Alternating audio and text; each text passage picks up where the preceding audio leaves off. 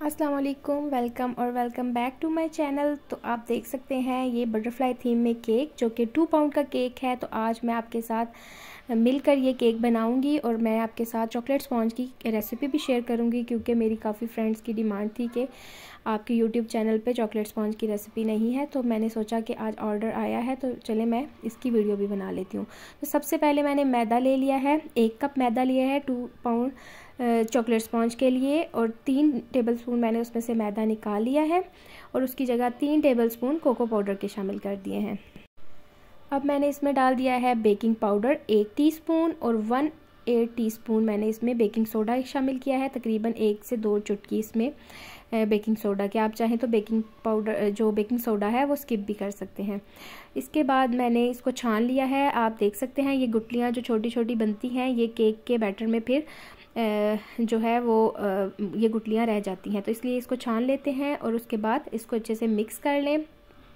अब हमने ये चीनी ले ली है, तकरीबन 1 कप जो है ये पिसी हुई चीनी है। आप चाहें तो 1 कप शामिल कर लें। मैंने 2-3 टेबलस्पून इसमें से निकाल लिया था, बहुत ज़्यादा मीठा हो जाता है इस वजह से।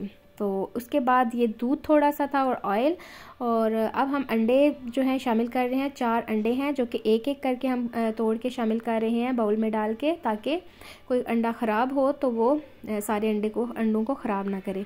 तो अब हम इसमें चीनी शामिल करेंगे, साथ साथ चीनी शामिल करेंगे, साथ साथ हम अंडों को बीट कर रहे हैं। आप चाहें तो चीनी को पहले ही शामिल करके अंडों को बीट कर सकते हैं, कोई इसमें मसला नहीं होगा, केक आपका वैसा ही बनेगा।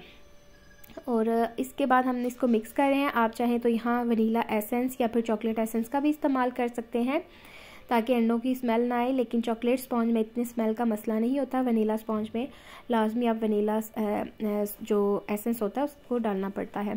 तो ये आप देख सकते हैं हमने इसको तब तक बीट किया है जब तक ये थिक और वाइट कलर का नहीं हो गया और इसकी कंसिस्टेंसी काफ़ी थिक हो गई है, रिबन फॉर्म में आ गई है। अब हम इसमें ऑयल शामिल करेंगे, लेकिन बीटर की स्पीड को स्लो रखना है। सबसे स्लो जो उसकी 1 स्पीड है मैंने वो रखी थी, और सिर्फ 1 मिनट के लिए हम इसको बीट करेंगे ताकि बस ऑयल जो है वो इसमें मिक्स हो जाए। ज़्यादा देर के लिए इसको हमने बीट नहीं करना। और साथ साथ हम इसके बाउल को साफ़ कर लेते हैं। और अब जो है बारी आई है ड्राई इंग्रेडिएंट डालने की। तो मैंने जो है इसको मिक्स कर लिया था, और अब हम इसको 3 बैचेस में शामिल करेंगे। साथ में दूध शामिल कर लें और इसको साथ साथ मिक्स करते जाएं। आप स्पैचुला की मदद से भी मिक्स कर सकते हैं, हल्के हाथों से, और बहुत ज़्यादा तेज़ी से चम्मच नहीं चलाना। वैसे मैंने एक क्लास ली थी जिसमें उन्होंने शेफ़ ने बताया था कि इससे कोई मसला नहीं होता कि अगर आप तेज़ी से चम्मच चलाएं, एंटी क्लॉकवाइज चलाएं, क्लॉकवाइज चलाएं, कोई मसला नहीं है। तो आप जो है बस ये होता है कि आप बहुत ज़्यादा तेज़ी से या बहुत ज़्यादा इसको मिक्स ना करें, ताकि ये ओवर मिक्सिंग की वजह से केक जो है वो बाद में बैठ जाता है। तो वरना आप जो है बस इतना इसको मिक्स करें कि ये जो केक जो है उसमें ड्राई जो इंग्रेडिएंट्स हैं, मैदा वगैरह, वो नज़र ना आए। तो हम इसको तब तक ही मिक्स करते हैं। तो ये आप देख सकते हैं मैंने 3 दफ़ा इसमें मैदा शामिल किया है, यानी 3 बैचेस में। साथ साथ मैंने इसमें दूध शामिल कर दिया है। आप चाहें तो एक ही बार भी दूध शामिल कर सकते हैं, और बस इसको साथ साथ मिक्स करना है जब तक इसमें ड्राई इंग्रेडिएंट्स कहीं नज़र ना आए। और उसके बाद मैंने पैन लिया था, 5 इंचज़ का पैन था, और जो कि हाइटेड पैन था। तो आप देख सकते हैं मैंने हाइटेड वाला केक बनाया था, और इसीलिए मैंने 5 इंचज़ का लिया था। अगर आप चाहें तो 6 इंचज़ का भी 2 पाउंड केक के लिए इस्तेमाल कर सकते हैं। तो ये 5 इंच का पैन है, और इसमें हम सारा बैटर शामिल कर देंगे। और अवन जो है वो प्री हीटेड होना चाहिए। देगचे में अगर आप बना रहे हैं तो देगचे को भी पहले ही आप चूल्हा ऑन कर दें, और जब वो सही गर्म हो जाए तो तब तक हम इसमें इसका बैटर रेडी कर लेते हैं। और इसको मीडियम टू लो स्पीड पे हमने देगचे में पकाना है तकरीबन 35-40 मिनट के लिए। और अगर आप अवन में बना रहे हैं तो अवन को भी आप प्री हीट कर लें, और 180 डिग्री सेंटीग्रेड पे 30 to 35 मिनट में ये केक बेक हो जाता है। तो ये आप देख सकते हैं मैंने इसकी 5 जो है लेयर्स काटी हैं, और आप स्पॉन्ज देख सकते हैं कितना सॉफ्ट है और कितना मॉइस्ट है। आप भी इस रेसिपी को फॉलो करके आप ऐसा केक बना सकते हैं। अब जो है हम इसको फ्रिज में मैंने रख दिया था, तभी मैंने इसका जो है इसके स्लाइसेस काटे थे।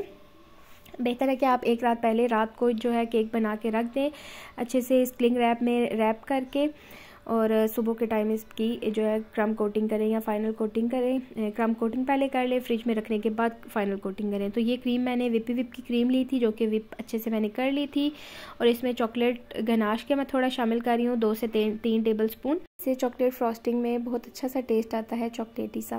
तो आप भी चॉकलेट गनाश ऐड कर लें अगर आप चाहें तो। अब मैंने बोर्ड के ऊपर थोड़ी सी क्रीम लगा ली है ताकि केक हिले नहीं। उसके बाद केक के स्पॉन्ज को हमने सोक कर लेना है। सोकिंग जो है मैंने इसकी की है शुगर सिरप से। पानी के अंदर 1 कप पानी में 3-4 टेबल स्पून मैंने चीनी के डाले हैं, आप चाहें तो टेस्ट भी कर सकते हैं। उसके बाद इसके ऊपर क्रीम से मैंने इस स्पैचुला की मदद से मैंने क्रीम लगा ली, और उसके ऊपर मैंने चॉकलेट गनाश जो है वो मैंने थोड़ा सा मेल्ट करके वो शामिल किया है। उसकी कंसिस्टेंसी मैंने कम थिक रखी थी, और इसी तरह से मैंने सारी जो है इसकी 5 लेयर्स तैयार की हैं। अंदर आप देख सकते हैं किस तरह मैंने चॉकलेट सिरप डाली है, और जो है इसमें चॉकलेट को क्रश करके मैंने डाला था। मैं चॉकलेट चिप नहीं डालती क्योंकि चॉकलेट जो है डार्क चॉकलेट का टेस्ट बहुत अच्छा आता है, क्रेव की डार्क चॉकलेट है।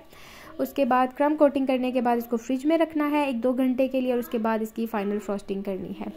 तो मैंने भी इसी तरह किया है, और आप देख सकते हैं ये फ़ाइनल फ्रॉस्टिंग हो रही है। और इसकी मैं बहुत ज़्यादा नीटनेस पे फोकस नहीं कर रही, क्योंकि जो है इसके ऊपर वेव्स बननी है और ऊपर बटरफ्लाइज लगनी है। तो ये आप देख सकते हैं केक मेरा तकरीबन 90% रेडी है। अब इसकी जो है मैं वेव्स बना लूँगी और ऊपर इसको डेकोरेट कर लूँगी बटरफ्लाइज और पर्ल्स के साथ। तो ये आप देख सकते हैं 2 पाउंड का केक रेडी हो गया है, और ये अपनी मंजिल को जाने के लिए तैयार है। ये आप देख सकते हैं। It's done. Thanks for watching. अल्लाह हाफिज़।